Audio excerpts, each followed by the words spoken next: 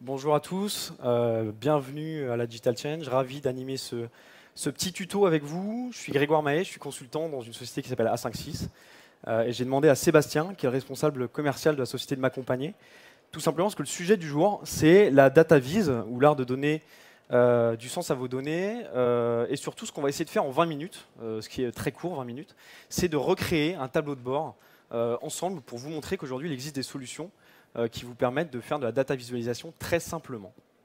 Bonjour à tous. Alors pourquoi je me suis entre guillemets incrusté à cet événement? Tout simplement, Grégoire m'a fait une promesse. Elle est simple. Il m'a dit qu'en 15 minutes chrono, il était capable de recréer une application que j'ai développée moi sur mon temps perso au titre d'une demi-journée, donc 4 heures de travail à peu près. Donc voilà, je suis un peu dans le challenge aujourd'hui. Donc c'est un défi que je fixe à Grégoire de créer cette application en 15-20 minutes chrono, Ça marche. application de suite facturation. C'est ça. Avant tout, tu fais une petite introduction sur la data vise? On va faire une petite introduction rapide sur la data vise. Alors, première slide sur qui on est. Rapidement, à 5-6, on a 18 ans d'expérience. On est 80 aujourd'hui. On est situé à Nantes et on évolue principalement dans le Grand Ouest de la France, un peu au niveau national et aussi un petit peu au niveau international. Hop. Le contexte. Aujourd'hui, la donnée, la data, on nous dit que c'est le nouvel or noir du 21e siècle, que c'est un actif majeur pour toutes les entreprises. On le sait tous, on n'a jamais autant créé de données qu'aujourd'hui, on en a de plus en plus, il y en a partout. Il y a des nouveaux outils, l'IoT, qui créent énormément de données, effectivement aussi. Et pourtant, on a aussi souvent ce genre de choses. C'est-à-dire que vous avez de plus en plus de données, on doit l'utiliser, on doit la valoriser, et on retrouve souvent ce genre de choses chez les différents clients chez qui on intervient. Et c'est vrai que les entreprises aujourd'hui ne se mesurent plus qu'exclusivement avec des indicateurs financiers, avec leur poids, leur chiffre d'affaires, leurs résultats ou autres.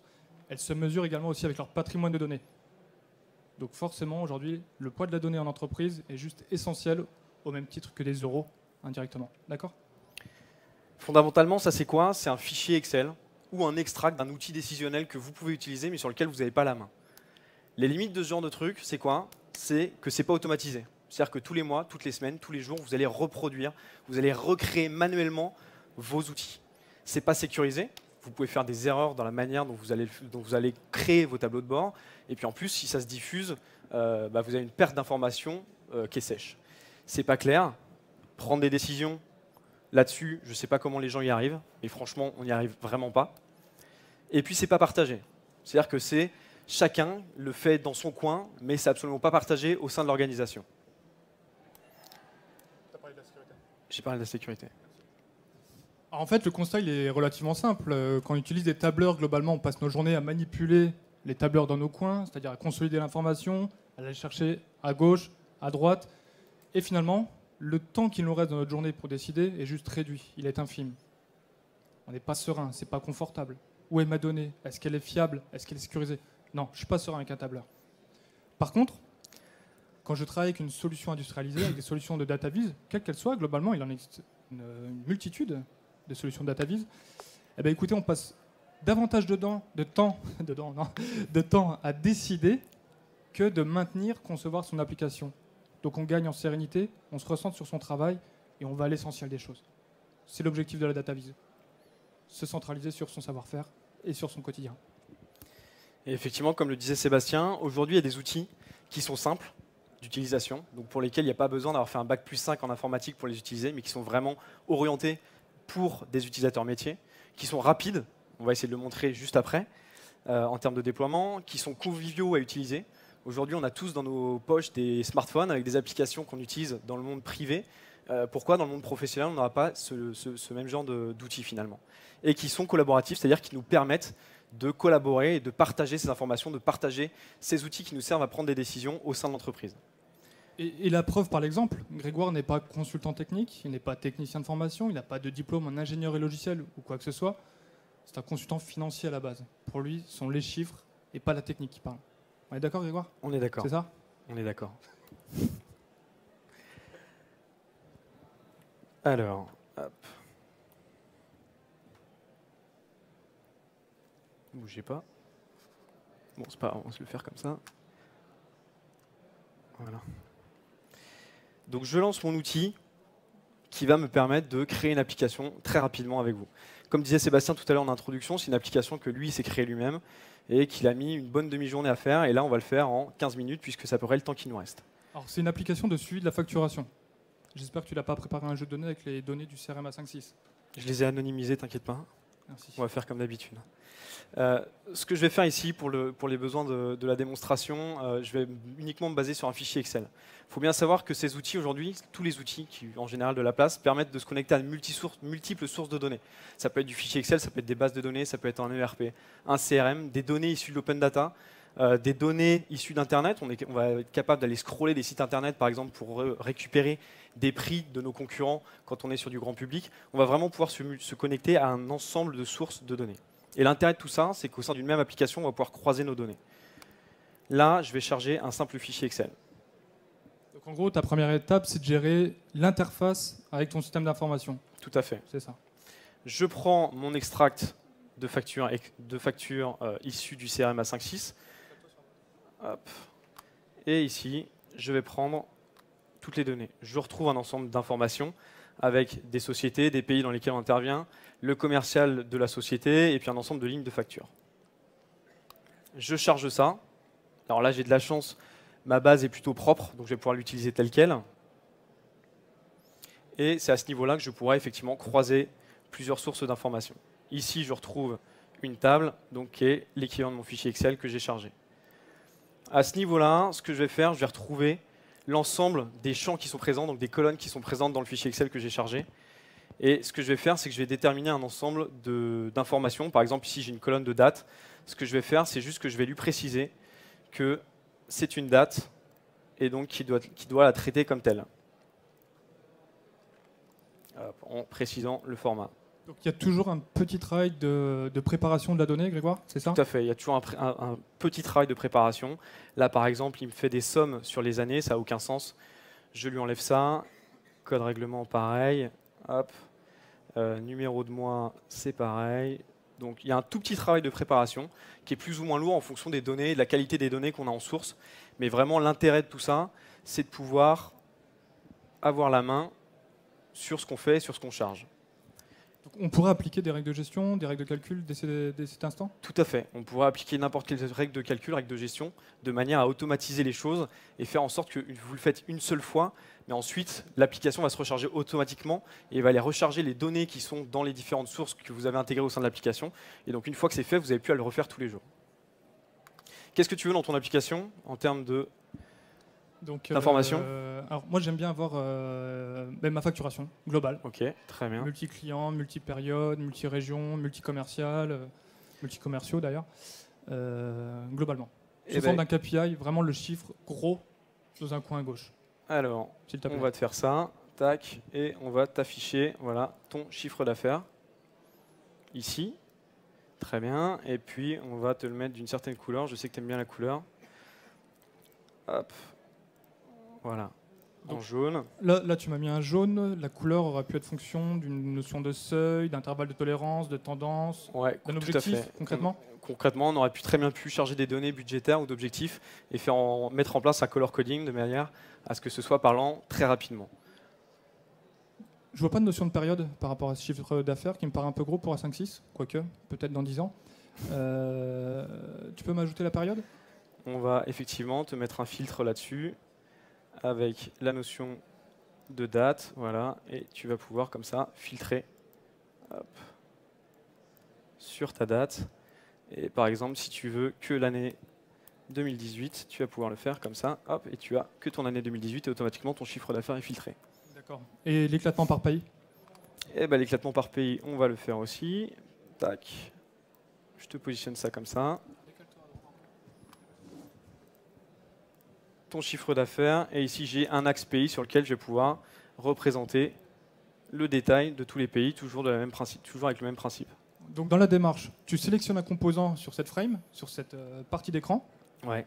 Tu sélectionnes l'indicateur que tu souhaites représenter. Tout à fait. Et ça se met sur la partie de gauche au niveau de ton écran de design, de conception. C'est ça. Et c'est moi qui choisis où je place mon composant et quel indicateur et quel axe d'analyse j'expose sur ce composant. D'accord. Et là, par exemple, si je veux voir la tendance, l'évolution dans le temps de mon chiffre d'affaires sur une courbe ou un histogramme Eh ben, écoute, on va le faire tout de suite. et faire du drill down. Ouais. Donc, c'est-à-dire passer d'une année, atterrir sur le mois, le trimestre ou des périodes qui vont pouvoir aller d'une vision très globale à une vision détaillée. C'est possible? Tout à fait. Regarde, là, je prends un histogramme. Dans Tout la est liste possible, en qui fait. est, tout est possible. Dans la liste qui est disponible ici, je vais prendre la date et je vais te mettre le chiffre d'affaires. Là, effectivement, j'ai 2018 puisque 2018 est sélectionné ici.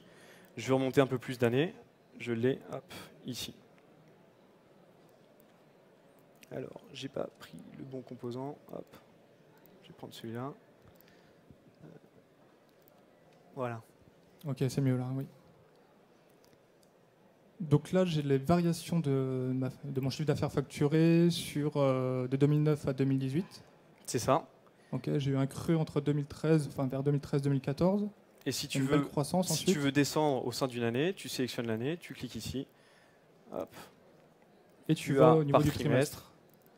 Et tu peux descendre comme ça au niveau de la date. Donc on peut complètement faire du drill down et forer l'information de manière à arriver au détail, puisque c'est l'objectif de ce genre de solution aussi, au détail des données fines. D'accord. Alors, dans mon pilotage, j'ai besoin d'avoir la répartition de cette facturation par responsable d'affaires, Ouais. mais, Alors. mais également par typologie de service. Est-ce que tu as la typologie de service dans ton fichier? J'ai alors effectivement la notion d'activité que je vais pouvoir te représenter ici, par exemple sous forme de tree map. Hop, je te mets ça ici. Et je vais prendre la notion d'activité toujours par chiffre d'affaires. Non, alors je ne l'ai pas mis au bon endroit. Voilà. D'activité, hop, selon le chiffre d'affaires. Et effectivement, ce que vous pouvez voir aussi, c'est que ce genre de solution permet de filtrer, lorsqu'on filtre sur une activité ici, en fait, tous les composants sont liés et donc permettent de naviguer et de filtrer à données. Je vais faire un point sur centre de service, combien je fais, hop, je vois l'évolution de mon chiffre d'affaires sur le centre de service. D'accord. Tous les composants sont dynamiques et interactifs. Oui. Ok. Est-ce que tu veux, alors tu me disais par commerciaux Par aussi, responsable d'affaires. par responsable d'affaires, je vais faire sous forme de secteur. Je vais te mettre ça ici par exemple. Hop. Sous forme de secteur et je vais te mettre les commerciaux qui sont ici, voilà, par chiffre d'affaires. Et là, on veut faire un focus sur un commercial en particulier, il suffit que je le sélectionne et automatiquement, je vois l'évolution du chiffre d'affaires réalisé par ce commercial dans ces pays-là et sur ces activités-là. Tu peux faire de la multisélection? On peut C'est-à-dire dans ton graphique circulaire On peut faire de la multisélection. Je vais prendre ce commercial-là et celui-là, par exemple. Il suffit que je les sélectionne tous les trois. Et voilà, je navigue complètement librement dans ma donnée. Je vais le piéger. La cartographie. Ouais. J'ai vu que dans ton fichier, il n'y avait pas de latitude, longitude ou autre chose. J'ai juste des noms de pays. Moi, j'ai intégré un moteur de géolocalisation dans mon application. Eh ben, Qu'est-ce que écoute, tu me proposes? là, je peux te proposer de représenter ça sous forme de carte, puisqu'on a les pays, automatiquement l'outil va les reconnaître. Et je veux toujours pareil, le chiffre d'affaires par pays. Automatiquement, voilà, je vais le positionner sur ma carte et je vais retrouver mes pays. Maintenant, effectivement, ce n'est pas forcément très clair. Je veux avoir petite information un peu colorée pour savoir dans quel pays je fais le plus gros chiffre d'affaires. Ici, on voit que c'est le Royaume-Uni. Hop, je viens ici. Et je vais pouvoir lui dire de mettre des couleurs différentes en fonction du chiffre d'affaires qui est réalisé dans chaque pays. Tu peux appliquer des feuilles de style en fait et adapter on peut tout à fait une charte graphique, ouais. une ergonomie. On peut tout à fait mettre en place une charte graphique de manière à changer de thème et avoir un thème qui corresponde par exemple à vos informations, à vos logos, à vos couleurs. Voilà. Par exemple de ce type-là, en quelques clics, je le fais. Ok. Alors là, on est en conception, on est en développement, en design globalement, en création. Je veux voir une version publiée sur le web.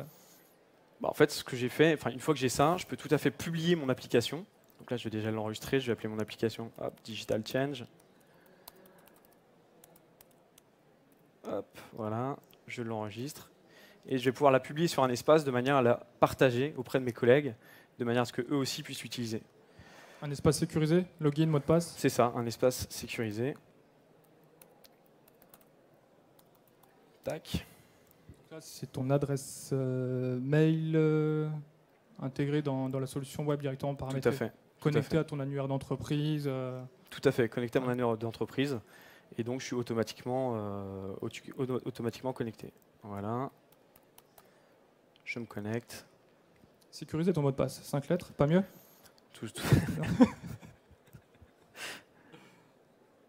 L'application est en train de se publier. Et ensuite, je vais pouvoir la retrouver directement sur mon espace partagé, sur lequel je vais accéder via un simple navigateur. Voilà, opération réussie. Je me connecte avec mon navigateur. Je lance. Pas de contrainte au niveau du navigateur? Non, pas de contrainte, absolument aucune contrainte. Et là, du coup, je me retrouve dans mon portail personnel, mais qui pourrait être commun avec mes autres collègues, et je retrouve mon application Digital Change, dans laquelle je peux tout à fait naviguer. On ne perd pas en fonctionnalité, Grégoire? On ne perd absolument pas en fonctionnalité.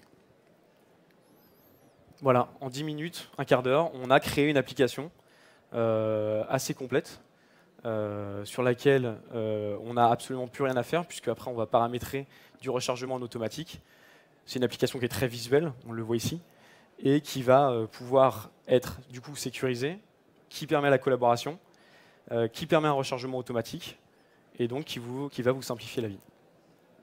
Est-ce qu'on peut en conclure que le défi est relevé pour Grégoire? Oui? Ok, parfait, merci. Je te dois un pack de bière, Grégoire. Merci. Si vous avez des questions, on a encore un petit peu de temps devant nous. Il nous reste un peu moins de 5 minutes. Vous pouvez le piéger, Grégoire, hein. Pas de problème. J'arrive, monsieur. Alors, bonjour, merci pour la démonstration, bravo. Là, on voit que vous passez par une solution Microsoft Power BI. Qu'en est-il pour des utilisateurs Apple? Qu'en est-il des utilisateurs Apple? C'est toujours un problème, Apple. Alors, en consultation simple, aucun problème, puisque vous êtes sur un navigateur classique. Et avec une solution comme ça, effectivement, on a aussi la possibilité de tout créer via le web. Donc, a priori... Donc, Power BI, parce que j'ai déjà eu l'occasion de... Enfin, j'ai voulu le tester, hein, pour tout vous dire.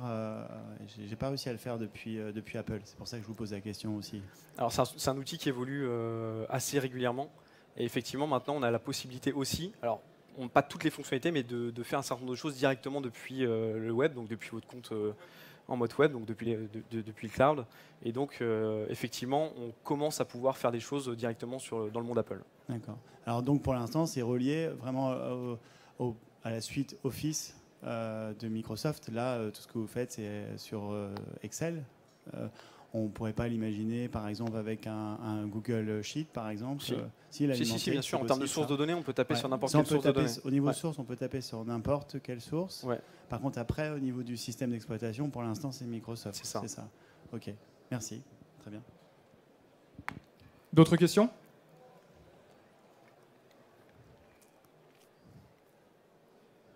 Non? On vous laisse du temps, il y a encore 3 minutes. Allez-y, j'ai le temps, moi. On peut se donner rendez-vous sur notre stand. Juliette, notre stand, c'est le 62. Si vous avez des questions complémentaires, on vous a présenté une solution. On ne voulait pas citer le nom a été cité, donc aucun problème. C'est une solution du marché parmi tant d'autres. On est capable de vous conseiller, on est capable de faire des benchmarks produits, on est capable d'adapter la solution au regard de vos usages, de vos attentes. On est surtout à votre disposition au stand 62. Et on vous remercie. Je te remercie, Grégoire. Merci à tous. Bon salon.